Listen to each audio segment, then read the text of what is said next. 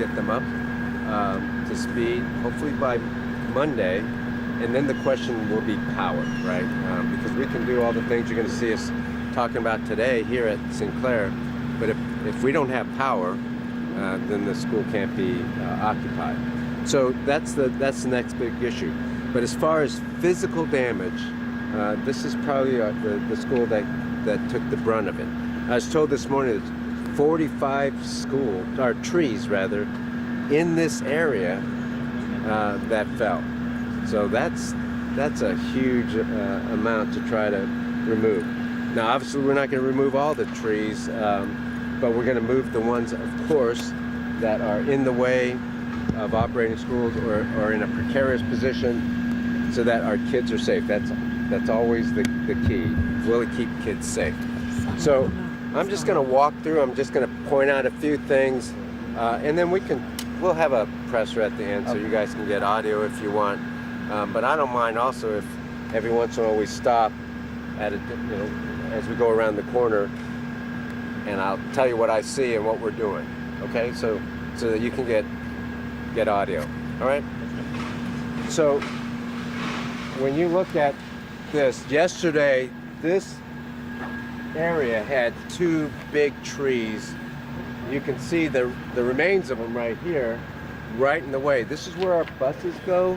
So obviously we can't run the school if we have these big trees in the way, in the parking lot or in the driveway.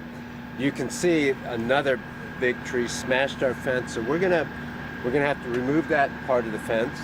We're gonna have to put up temporary fencing in order for us to feel like this school is prepared to open either on Monday or whenever we get power back on. You also notice that the wind was so strong. You can see over here where it pulled up all the roots. There's now a hole behind that, right? And you don't want kids, just accidentally strolling on the grounds. And so we'll put up some netting on that just to make sure kids are safe. I mean, the principal will do a good job, of course, of keeping kids out of the areas where they might possibly climb on these things, and we don't want them doing that. But that's the first consideration when you get here. You just notice right away all these big trees. Luckily, if you take a look at the building, and I've been inside, and we'll go inside in a minute, but the building was not damaged by these falling trees, even those 45 of them. So got really lucky that way, in that you don't have a tree through one of the windows or through the building. So let's keep going this way. This school has portables, so we're going to go back around here. Please be careful where you're walking. Folks, take care of the cameramen and women because they can't see.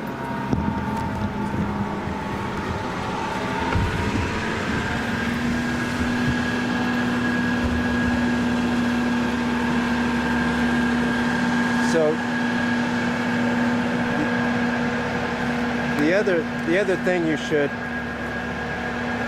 notice when you're here, the storm was Thursday night into Friday morning. So yesterday, Friday, our crews, we had a lot of people step up from the maintenance department. You see them out there. We also had to hire some other contractors because they have the equipment to get rid of some of these big trees. But our folks are out in force. You have Alicia over here who's working on, is our main operations person. Division soups have been out, principals. Everybody's stepping up to try to get school ready. Nutritionists in particular across the district have to get rid of spoiled milk or get rid of some of the perishables. So there's been a lot of people working yesterday and now today and tomorrow as well.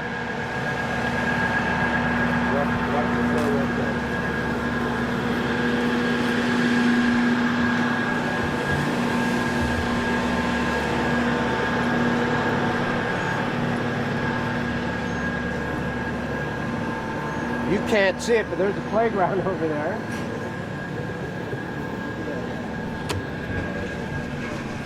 So that's not ready because there's too many things that kids can climb on and get hurt. But you can see over here, though, there's places for kids to play. So we could, as long as the teachers keep the kids away from there for now, we still can open school and have kids play over in that area. Watch where you go on here.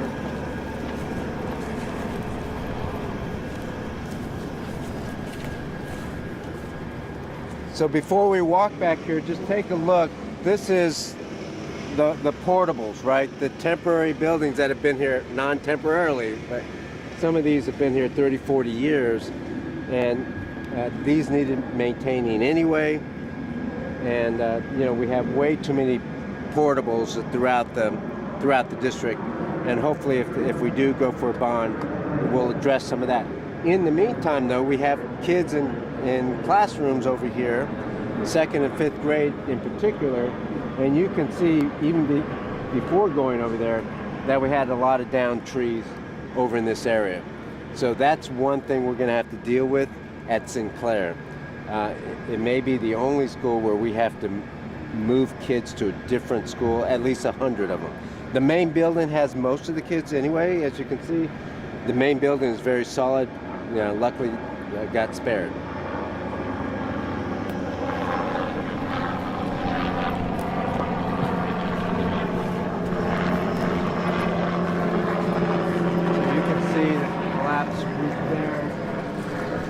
Take you over here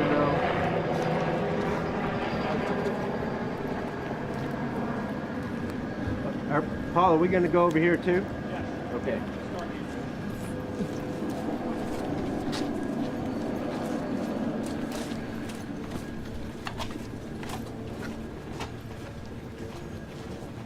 Yeah, just be careful. We've had our maintenance crew checking some down lines over here in the back, or at least, and you can see how I would be very careful, guys. Okay, because this tree, we cannot bring kids anywhere close to this area, right? This is not safe. So you can see this whole area. Just walking back in here would be dangerous. So this will be closed off. This will take a while, guys, to fix. So this school year, you know, we have 3 more weeks. This can't be fixed in 3 weeks. So this area is just definitely off limits to anybody, any kid. And you can see that there's some lines down right there. We got to check that out. That's one of the portables, right? Yeah, this is a portable. Everything we're standing in here are the portable buildings. And they've been here way too long anyway, so we're really going to have to replace them in any case. So if we go around to the other side, you'll see even more damage.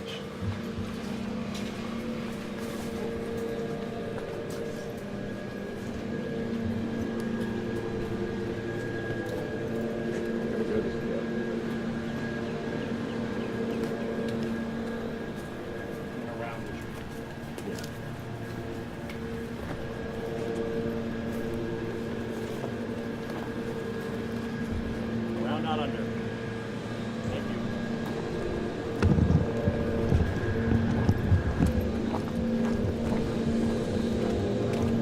Cable.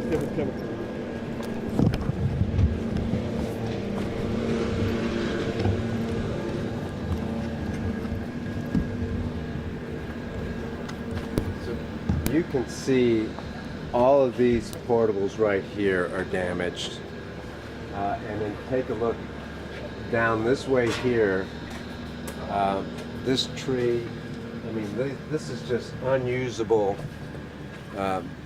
facilities for our kids, right? This whole area right back in here, we can't use. And that's why for Sinclair in particular, we had 2nd graders. We think we can put the 2nd graders in there if in the main building, in the main building.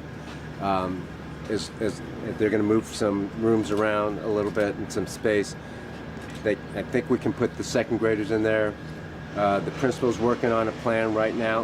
When we do go back, because I don't know when the power will be up here, but when the power's up and we get most of the unsafe area identified and roped off, and we clear away the other spaces, then the fifth grader may have to be transported to another building, another school. We got 3 weeks, but we're not going to waste 3 weeks. We still need our kids in school. We just need them to be safe, right? So you can, if you were to walk in that side, you see even more stuff. But I think this gives you a good picture of what we're dealing with at Sinclair. And again, you know, luckily, not too many schools are like this. I don't want to give the impression that, you know, we have a lot of schools. This is our most affected school. Okay, and luckily the main building is spared. So, Was there another part, or did you want to do a presser now? Or? yeah, Paul, do you want to go inside so it's so you can hear better? If they want to see the inside of a power no building, but We can do it here. Do you want to go inside? Yeah, inside over here, show you the classroom. Oh, to show you the inside, the classroom, and then we can do wherever you want to do. I thought there may be too much noise down there.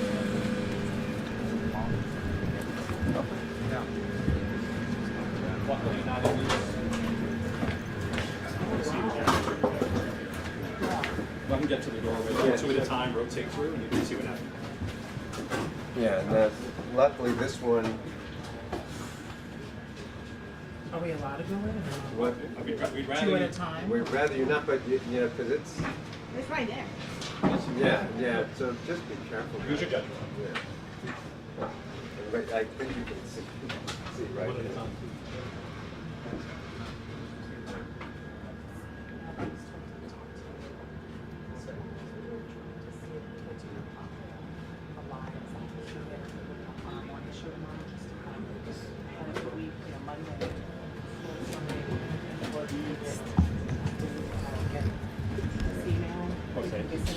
Yeah.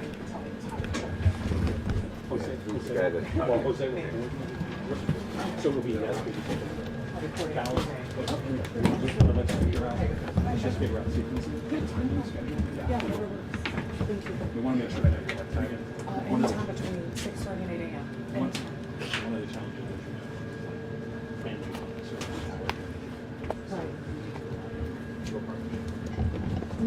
So thank you for the opportunity to make sure. Okay, so message protection. Where do you want to do this?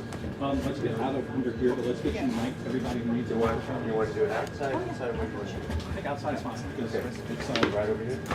it's easier for everybody from a lighting perspective when we go inside. Okay.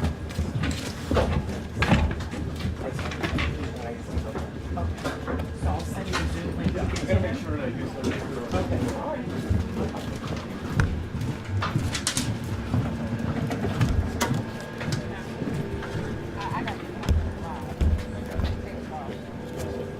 Who needs Mike? You're gonna use a handheld? Anybody else want to mic him up? You got it? This is the back. We'll do it over there. Mike you first. In the shape.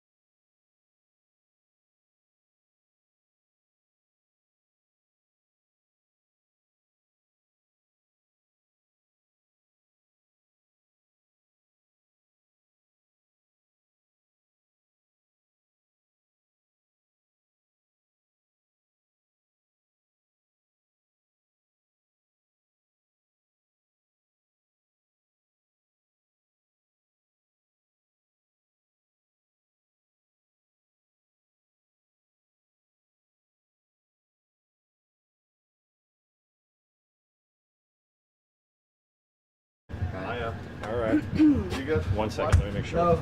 Take your time. Take your time. Green. I'm waiting for you. Meaning that he has to wait for you. He usually.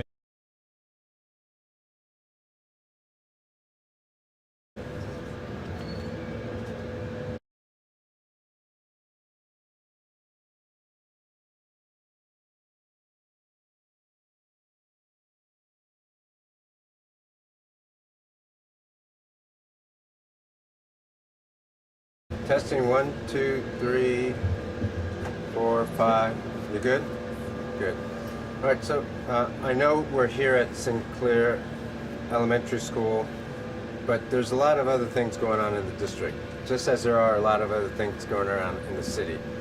And as we drove here, I know a lot of people in the city are cleaning up after this. Hopefully, most of them are getting their power back. And are trying to stay safe. We're also doing things at our other schools, and we're coordinating with the city in many ways. At Sam Houston High School, Austin High School, there's a food drive right now going on, so people who have perishables or couldn't get the food or the power's out, so they can go to Sam Houston High School, Austin High School until the food runs out. And I think they still have food now. It's been going all morning. So those are some of the things that are happening. And I know the whole city is buckling down and trying to help each other. Here at Sinclair Elementary School, you see we had the most damage at this school. We've only had 4 schools that sustained significant damage. Out of 274 schools, we feel very fortunate. Yes, there's tree branches, there's glass broken or windows broken, in a lot of places. But as far as extensive damage, this is it. So we feel fortunate about that. The biggest issue, though, is power. So as of this morning, I think we had about 90 schools still without power. And that's a challenge because we can't send kids to a school without power. As you know, a lot of the communities don't have power, and it's hard to be in a building without any lights or any power. So we're certainly not going to do that. We're hoping over the next couple of days, today and tomorrow, that a lot of the power comes back up. But we'll have to make some decisions on Sunday afternoon regarding the power situation. So we'll let the community know, and thanks for helping us get the information out. My apartment doesn't have power either, so last night I spent a night in a hotel. But I know a lot of families are dealing with much worse than that, and so that's a consideration for our schools for Monday. The goal is to try to get every school ready by Monday if the power comes on, so kids can go to school, and it'll be their choice if the power is out at their house. They may, hopefully they'll be in a position to still come to school where there is power. Any questions? Yeah, the four schools that you said had significant damage out of 240. You said 274. 74, sorry. What are the names of those schools? Sinclair, of course. Pew Elementary School. Pew Elementary. Robinson Elementary School, and Page Elementary School. You said Page? Page. Page, okay. Now, what kind of damage did the other 3 have? As bad as this, or? no. At Pew, I think they had a tree fall on the main building, so one classroom is destroyed, but we think we can remove the tree and get Pew back up and running. At Page, if you go there, there's one section of a wall that is gone. It's a one classroom wall, and that's significant for that classroom, but the rest of the school is safe. And then at Robinson, it's mostly broken glass. I think they had 10, 12 windows just busted. So yesterday I was there. We're putting up plywood already, even yesterday. So I think those 3 schools, we feel pretty good that they'll be up and ready to go. Again, if they have power, then they'll be fine. Mr. Miles, the food, a lot of food lost during this emergency. That's correct. that were for the students. That's right. So there's perishables that were lost, milk spoiled, but we have a great nutrition department, and they'll be ready to go. They're working the problem right now, and on Monday, every kid who comes to school will get breakfast and lunch like always. Now, it may be bagged breakfast if necessary, but they will get food on Monday if we're in school. For those schools that don't have power, won't be, but they will get fed. But thanks for recognizing that. That's a cost too in this storm, because think about all the families that are losing perishables right now, and you know, they're going to have to go out and, you know, that's a cost to replace that. Could there be some schools that don't open the same time as other schools would, just based on like the damage and the power and that sort of thing? Yes is the answer, if we don't have power. So if we don't have power, we're going to look at the situation. If it's easy to move the kids at one school to another, then we'll do that. But most likely, if a school does not have power, we'll probably have to close that school, for, you know, keep it closed for a while. So you're considering sending kids to other schools if their particular school doesn't reopen? If it's feasible. We don't have a lot of schools with that much space, so I mean, we have some schools with space, and if that's the case, then we can do that. But most likely, if a school doesn't have power, it probably will remain closed. So you said y'all are going to make the call Sunday afternoon if you're going to have open the schools, depending on if the power's on? Yeah, we'll be updating the community constantly, especially for those schools without power. I can't predict right now. I mean, we're down to 90. We were at 136 yesterday, so we're down to 90. I'm looking. Hopefully, today and tomorrow will tell a lot about the power at these schools. Look, this is a citywide problem too. Very sympathetic. The city has a lot of power to get. Centerpoint has a lot of organizations, hospitals, fire departments, police, just regular communities. So we're in that queue too. Is the district going to have to make up any days that are missed, like Friday or any days next week, or are you going to apply for waivers? I don't know is the answer. I don't think so, because we're towards the end and we have more hours of instruction than we need. But that we'll make that determination.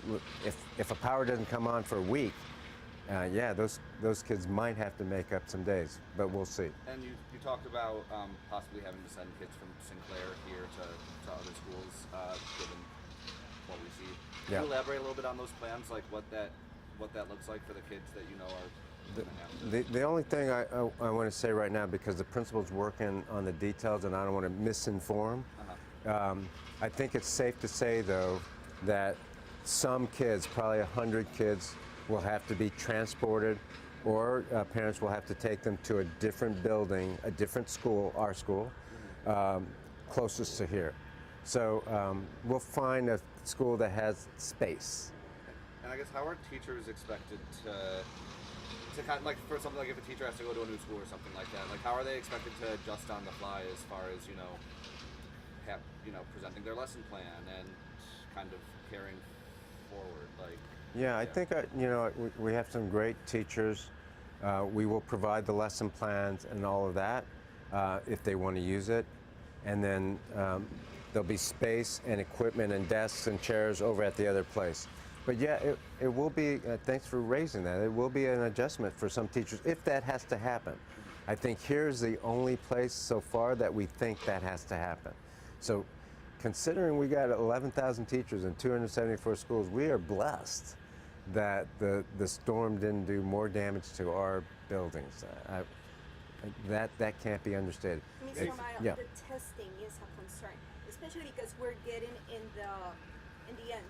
You mentioned that kids have STAR tests, the math test. There's so many testing right now.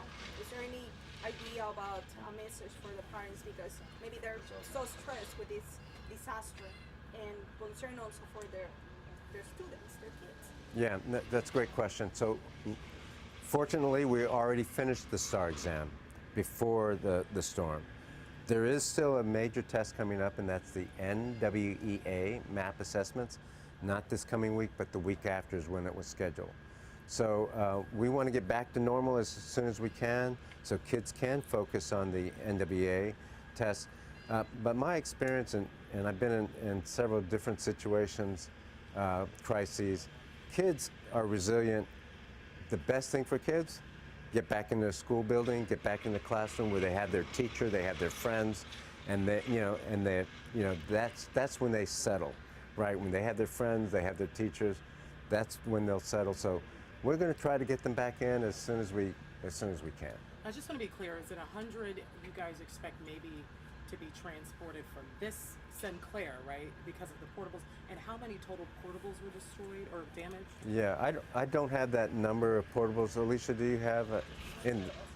Okay. Yeah. But I mean, you can tell it's probably about, I mean, if you count yourself, probably a dozen that were damaged. So, but we'll get you an exact number. And I don't have the exact number because we're going to put out information. I don't want to misinform the community. But again, I think it's safe to say there were too many kids in these buildings here. We can put some in the main building. Probably 100 kids won't be able to fit in the main building. And those are the kids who have to be transported. And also the cooling, it's hot, the power is not back up in some of these schools. Do we know if the ACs were damaged, or we want to make sure the kids are cool? Any information on that, an assessment? That's right. So we're doing that assessment as we speak, and in the last couple of days we've been doing that. In most cases, the power and AC are related, so you have to wait till the power comes back before you determine whether the AC is working. We have a lot of portable coolers that we're putting out. Keep in mind, though, that even without a storm, we've had challenges with air conditioning. That's one of the reasons why we hope that the board will go for a bond and the community will accept a bond. Our kids deserve to be in cool buildings. This is the time of year, May, and then all the way through September, that we're going to be fighting the air conditioning battle, where we have to put a lot of temporary coolers in the buildings for our kids. What about the cost of the damage overall? I don't have one right now,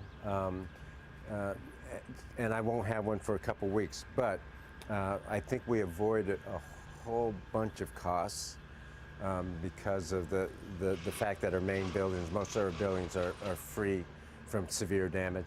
There will be a cost in some of the perishables, but this is a minimal cost storm damage for us. Can you reiterate what these portable buildings were used for? Yes, so these portable buildings, like a lot of our schools, have been around for 30 years or so, and it's classrooms. So most of these buildings that you see behind me were classrooms for 2nd grade and 5th grade. Any other questions? For parents, what's the best way for them to get the latest, most updated information? Yeah, so How much time do you think you can give them? I know it's a sliding scale as far as like what the final plans are. yeah, so we'll be talking to parents today, tomorrow, and all through Sunday, and probably Monday, and whenever we get power back up. Hopefully, most of it will be done today or tomorrow. But it's a continuous conversation. Principals are in touch with the parents. We're in touch with parents through social media, and frankly, you all are helping.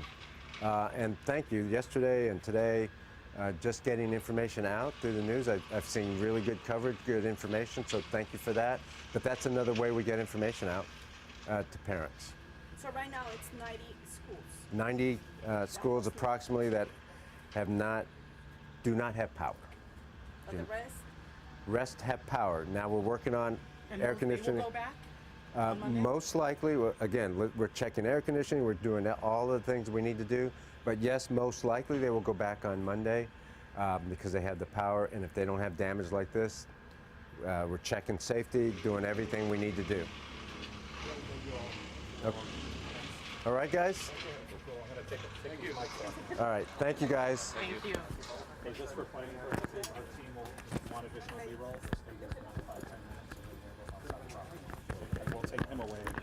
And I emailed Jose What you that need? link, Mr. Moon, so for the interview tomorrow, just a heads up. Would love to have him on and just talk about that and kind of reassure parents everything y'all are working on. So thank you.